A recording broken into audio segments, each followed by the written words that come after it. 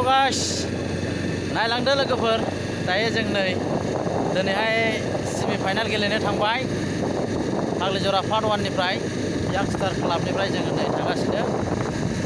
जोङो दा माने जलाइगाव जरानि जलाइगाव टिमजों जोङो सेमि फाइनालखौ गेलेगोन लोगोफोर नङा होमबा एसे दिनै मा जागोन खेलायालाय हा आगुन जागोन नामा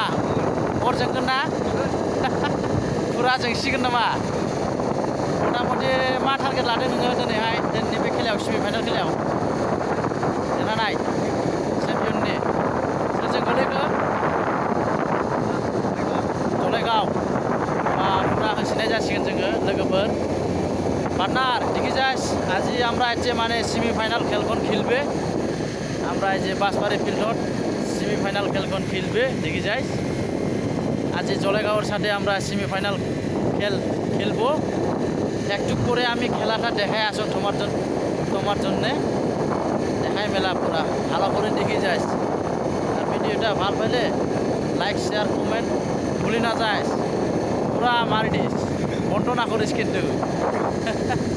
বুঝছিস আজি খেলা আগুন হবে মাত্র আগুন জ্বলবে আজি জলাইগাঁও আর ফাগলিজরা পার্ট 1